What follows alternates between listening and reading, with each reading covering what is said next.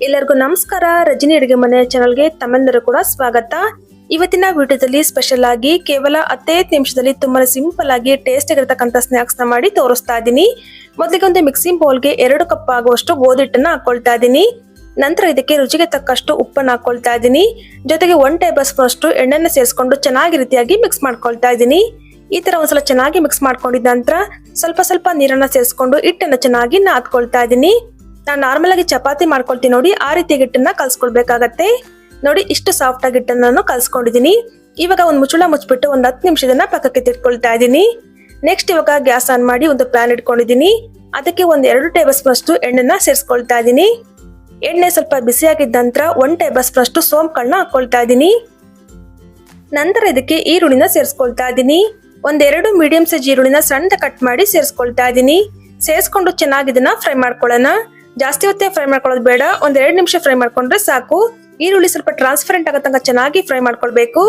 ನಂತರ ಇದಕ್ಕೆ ಒಂದೇ ಒಂದು ಹಸಿಮೆಣಸಿನಕಾಯಿನ ಸಣ್ಣ ಕಟ್ ಮಾಡಿ ಸೇರಿಸ್ಕೊಳ್ತಾ ಇದ್ದೀನಿ. ಸೇರಿಸ್ಕೊಂಡು ಇದನ್ನು ಕೂಡ ಚೆನ್ನಾಗಿ ಫ್ರೈ ಮಾಡ್ಕೊಳ್ಳೋಣ. ಮಕ್ಕಳಿಗೆ ಏನಾದ್ರೂ ತಿನ್ಬೇಕು ಅನಿಸ್ದಾಗ ದಿಢೀರಾಗಿ ಮಾಡ್ಕೊಡ್ಬೋದು, ತುಂಬಾನೇ ಚೆನ್ನಾಗಿರುತ್ತೆ. ನಂತರ ಇದಕ್ಕೆ 1 ಟೇಬಲ್ ಸ್ಪೂನ್ ಅಷ್ಟು ಶುಂಠಿ ಬೆಳ್ಳುಳ್ಳಿ ಪೇಸ್ಟ್ ನ ಹಾಕೊಳ್ತಾ ಇದ್ದೀನಿ. ಇವಾಗ ಇದನ್ನು ಕೂಡ ಚೆನ್ನಾಗಿ ಮಿಕ್ಸ್ ಮಾಡ್ಕೊಳ್ತಾ ಅದರಲ್ಲಿರುವಂತ ಹಸಿ ವಾಸನೆ ಹೋಗೋ ತನಕ ಚೆನ್ನಾಗಿ ಫ್ರೈ ಮಾಡ್ಕೊಳ್ಬೇಕು. ನೋಡಿ ಈ ರೀತಿಯಾಗಿ 1-2 ನಿಮಿಷ ಚೆನ್ನಾಗಿ ಫ್ರೈ ಮಾಡ್ಕೊಂಡಿದ ನಂತರ ಇದಕ್ಕೆ ಸ್ವಲ್ಪ ಸ್ಪೈಸಸ್ ನ ಸೇರಿಸ್ಕೊಳ್ತಾ ಇದ್ದೀನಿ. ಒಂದು 1/4 ಟೀ ಸ್ಪೂನ್ ಅಷ್ಟು ಅರಿಶಿನ ಪುಡಿನ ಸೇರಿಸ್ಕೊಳ್ತಾ ಇದ್ದೀನಿ. ಜೊತೆಗೆ 1 ಟೇಬಲ್ ಸ್ಪೂನ್ ಅಷ್ಟು ಅಚ್ಚಕಾರದ ಪುಡಿನ ಸೇರಿಸ್ಕೊಳ್ತಾ ಇದ್ದೀನಿ. ನಂತರ ಇದಕ್ಕೆ ಒಂದು ಅರ್ಧ ಟೇಬಲ್ ಸ್ಪೂನ್ ಅಷ್ಟು ಗರಂ ಮಸಾಲಾನ ಸೇರಿಸ್ಕೊಳ್ತಾ ಇದ್ದೀನಿ. ಸೇರಿಸ್ಕೊಂಡು ಇದನ್ನ ಚೆನ್ನಾಗಿ ಮಿಕ್ಸ್ ಮಾಡ್ಕೊಳ್ಳೋಣ. ನೀವೇನಾದ್ರೂ ಮಕ್ಳಿಗೆ ಕೊಡ್ತಾ ಇದ್ರೆ ಹಸಿಮೆಣಸಿನಕಾಯಿ ಬದಲಾಗಿ ಬರೀ ಖಾರದ ಪುಡಿನ ಸೇರಿಸ್ಕೊಳ್ಬಹುದು. ನೋಡಿ ಈ ರೀತಿಯಾಗಿ 1-2 ನಿಮಿಷ ಚೆನ್ನಾಗಿ ಮಿಕ್ಸ್ ಮಾಡ್ಕೊಂಡಿದ್ದೀನಿ. ನಂತರ ಇದಕ್ಕೆ ಕ್ಯಾರೆಟ್ ನ ತುರಿದು ಸೇರಿಸ್ಕೊಳ್ತಾ ಇದ್ದೀನಿ. 2 ಕ್ಯಾರೆಟ್ ನ ತುರಿದು ಸೇರಿಸ್ಕೊಳ್ತಾ ಇದ್ದೀನಿ. ಜೊತೆಗೆ 2 ಆಲೂಗಡ್ಡೆಯನ್ನು ಕೂಡ ತುರಿದು ಸೇರಿಸ್ಕೊಳ್ತಾ ಇದ್ದೀನಿ. ಸೇರಿಸ್ಕೊಂಡು ಚೆನ್ನಾಗಿ ಇದನ್ನ ಮಿಕ್ಸ್ ಮಾಡ್ಕೊಳ್ತಾ ಫ್ರೈ ಮಾಡ್ಕೊಳ್ಳೋಣ. ಜಾಸ್ತಿ ಹೊತ್ತೇ ಫ್ರೈ ಮಾಡ್ಕೊಳ್ಳೋದು ಬೇಡ, 3-4 ನಿಮಿಷ ಚೆನ್ನಾಗಿ ಫ್ರೈ ಮಾಡ್ಕೊಂಡ್ರೆ ಸಾಕಾಗತ್ತೆ. ಹಾಗೆ ಫ್ರೆಂಡ್ಸ್, ನಿಮ್ಮ ಹತ್ರ ಒಂದು ರಿಕ್ವೆಸ್ಟ್ ಮಾಡ್ಕೊಳ್ತಾ ಇದ್ದೀನಿ. ಯಾರನ್ನು ನಮ್ಮ ಚಾನಲ್ ಸಬ್ಸ್ಕ್ರೈಬ್ ಮಾಡ್ಕೊಂಡು ನೋಡ್ತಾ ಇದ್ರೆ ದಯವಿಟ್ಟು ಸಬ್ಸ್ಕ್ರೈಬ್ ಮಾಡ್ಕೊಂಡು ಪಕ್ಕದಲ್ಲಿ ಕಾಣ್ತಕ್ಕಂಥ ಬೆಲ್ ಐಕಾನ್ ಕೂಡ ಕ್ಲಿಕ್ ಮಾಡಿ. ನೋಡಿ ಚೆನ್ನಾಗಿ ಮಿಕ್ಸ್ ಮಾಡ್ಕೊಂಡಿದ ನಂತರ ಇವಾಗ ರುಚಿಗೆ ತಕ್ಕಷ್ಟು ಉಪ್ಪನ್ನು ಕೂಡ ಸೇರಿಸ್ಕೊಳ್ತಾ ಇದ್ದೀನಿ. ಸೇರಿಸ್ಕೊಂಡು ಚೆನ್ನಾಗಿ ರೀತಿಯಾಗಿ ಮಿಕ್ಸ್ ಮಾಡ್ಕೊಳ್ಳೋಣ. ಚೆನ್ನಾಗಿ ಮಿಕ್ಸ್ ಮಾಡ್ಕೊಂಡಿದ ನಂತರ ಸ್ವಲ್ಪ ಕೊತ್ತಂಬರಿ ಸೊಪ್ಪನ್ನ ಸಣ್ಣ ಕಟ್ ಮಾಡಿ ಹಾಕೊಳ್ತಾ ಇದ್ದೀನಿ. ಹಾಕೊಂಡು ಇದನ್ನು ಕೂಡ ಚೆನ್ನಾಗಿ ಮಿಕ್ಸ್ ಮಾಡ್ಕೊಳ್ಳೋಣ. ನೋಡಿ ಈ ರೀತಿಯಾಗಿ ಚೆನ್ನಾಗಿ ಮಿಕ್ಸ್ ಮಾಡ್ಕೊಂಡಿದ ನಂತರ ಸ್ಟವ್ ಅನ್ನು ಆಫ್ ಮಾಡ್ಕೊಂಡು ಇದು ಕಂಪ್ಲೀಟ್ ಆಗಿ ತಣ್ಣಗಾಗೋದಕ್ಕೆ ಬಿಡ್ತಾ ಇದ್ದೀನಿ. ನಾನು ಅವಾಗಲೇ ಗೋಧಿ ಹಿಟ್ಟನ್ನ ಕಲ್ಸಿಟ್ಕೊಂಡಿದ್ನಲ್ಲ, ನೋಡಿ ಈ ರೀತಿಯಾಗಿ ಉಂಡೆನ ಮಾಡಿಟ್ಕೊಂಡಿದ್ದೀನಿ. ನಾನು ತಗೊಂಡಿರ್ತಕ್ಕಂಥ 2 ಕಪ್ ಗೋಧಿ ಹಿಟ್ಟಲ್ಲಿ ಒಂದು 7 ಉಂಡೆನ ಮಾಡಿಟ್ಕೊಂಡಿದ್ದೀನಿ. ಇವಾಗ ಇದನ್ನ ಪೂರಿ ತರ ಲಟ್ಟಿಸ್ಕೊಳ್ತಾ ಇದ್ದೀನಿ. ನೋಡಿ ಸ್ವಲ್ಪ ಹಿಟ್ಟನ್ನ ಹಾಕೊಂಡು ಈ ರೀತಿಯಾಗಿ ಪೂರಿ ತರ ಲಟ್ಟಿಸ್ಕೊಳ್ತಾ ಇದ್ದೀನಿ. ಇವಾಗ ರೆಡಿ ಮಾಡಿ ಇಟ್ಕೊಂಡಿದ್ವಲ್ಲ ಸ್ಟಫಿಂಗ್ ನ 1-2 ಟೇಬಲ್ ಸ್ಪೂನ್ ಅಷ್ಟು ಹಾಕೊಳ್ತಾ ಇದ್ದೀನಿ. ನೋಡಿ ಈ ರೀತಿಯಾಗಿ ಮಧ್ಯ ಭಾಗದಲ್ಲಿ ಹಾಕೊಳ್ಬೇಕು.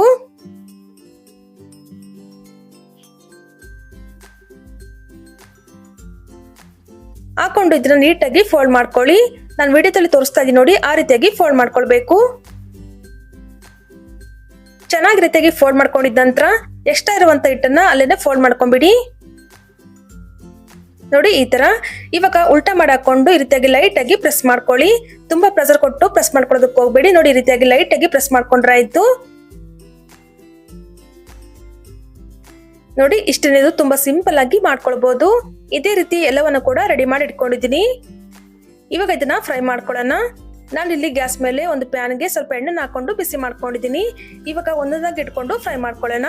ನೀವು ಬೇಕಾದ್ರೆ ಡೀಪ್ ಫ್ರೈ ಕೂಡ ಮಾಡ್ಕೊಳ್ಬಹುದು. ನಾನು ಇಲ್ಲಿ ಶಾಲೋ ಫ್ರೈ ಮಾಡ್ಕೊಳ್ತಾ ಇದ್ದೀನಿ. ಉರಿನ ಕಡಿಮೆ ಇಟ್ಕೊಂಡು ಈ ರೀತಿಯಾಗಿ ಚೆನ್ನಾಗಿ ಬೇಯಿಸ್ಕೊಳ್ಬೇಕು. ಮೇಲ್ಗಡೆ ಸ್ವಲ್ಪ ಕರಿಬೇವನ್ನ ಸಣ್ಣ ಕಟ್ ಮಾಡಿ ಸೇರಿಸ್ಕೊಳ್ತಾ ಇದ್ದೀನಿ.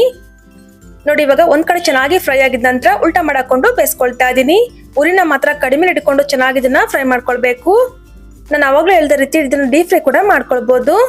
ನೋಡಿ 1-2-3 ಸಲ ಈ ರೀತಿಯಾಗಿ ಚೆನ್ನಾಗಿ ಉಲ್ಟಾ ಮಾಡ್ಕೊಂಡು ಫ್ರೈ ಮಾಡ್ಕೊಂಡ್ರೆ ಆಯ್ತು. ನೋಡ್ತಾ ಇರ್ಬೋದು ಎಷ್ಟು ಸೂಪರ್ ಆಗಿ ಬಂದಿದೆ ಅಂತ. ಸಂಜೆ ಕಾಫಿ ಟೀ ಜೊತೆಗೆ ಆಗಿರ್ಬೋದು ಅಥವಾ ಮಕ್ಕಳ ಲಂಚ್ ಬಾಕ್ಸ್ಗೆ ಬ್ರೇಕ್ಫಾಸ್ಟ್ ಅಂತೂ ತುಂಬಾನೇ ಸಖತ್ತಾಗಿರುತ್ತೆ. ಖಂಡಿತ ಒಂದ್ಸಲ ಟ್ರೈ ಮಾಡಿ ನೋಡಿ. ಸೊ ನೋಡ್ತಾ ಇರ್ಬೋದು ಈ ರೀತಿಯಾಗಿ ಕಲರ್ ಚೇಂಜ್ ಆದಂತ ತೆಗಿತಾ ಇದ್ದೀನಿ. ತುಂಬಾನೇ ಚೆನ್ನಾಗಿರುತ್ತೆ. ಇದನ್ನ ಸಾಸ್ ಜೊತೆಗೆ ಹಾಕೊಟ್ರೆ ಮಕ್ಕಳಂತೂ ಇಷ್ಟಪಟ್ಟು ತಿಂತಾರೆ. ಖಂಡಿತ ನೀವು ಕೂಡ ಈ ರೆಸಿಪಿನ ಒಂದ್ಸಲ ಟ್ರೈ ಮಾಡಿ ನೋಡಿ. ಟ್ರೈ ಮಾಡಿದ ನಂತರ ಯಾವ ರೀತಿ ಬಂತಂತನೂ ಕೂಡ ಕಮೆಂಟ್ ಮೂಲಕ ತಿಳಿಸಬಹುದು. ಸೊ ನೋಡಿದ್ರೆ ಫ್ರೆಂಡ್ಸ್, ತುಂಬಾ ಸಿಂಪಲ್ ಆಗಿ ಟೇಸ್ಟಿ ಆಗಿರ್ತಕ್ಕಂಥ ಇವತ್ತಿನ ಸ್ನಾಕ್ಸ್ ರೆಸಿಪಿ ನಿಮ್ಗೆ ಇಷ್ಟ ಆಯ್ತು ಅಂದ್ರೆ ವಿಡಿಯೋಗೊಂದು ಲೈಕ್ ಮಾಡಿ, ಫ್ರೆಂಡ್ಸ್ ಫ್ಯಾಮಿಲಿ ಜೊತೆ ಕೂಡ ಶೇರ್ ಮಾಡಿ. ಮತ್ತಷ್ಟು ಇದೇ ತರ ಸಿಂಪಲ್ ಅಂಡ್ ಕ್ವಿಕ್ ರೆಸಿಪಿಗಾಗಿ ದಯವಿಟ್ಟು ರಜನಿ ಅಡುಗೆ ಮನೆ ಚಾನಲ್ನ ಸಬ್ಸ್ಕ್ರೈಬ್ ಮಾಡ್ಕೊಂಡು ಸಪೋರ್ಟ್ ಮಾಡಿ. Thank you for watching.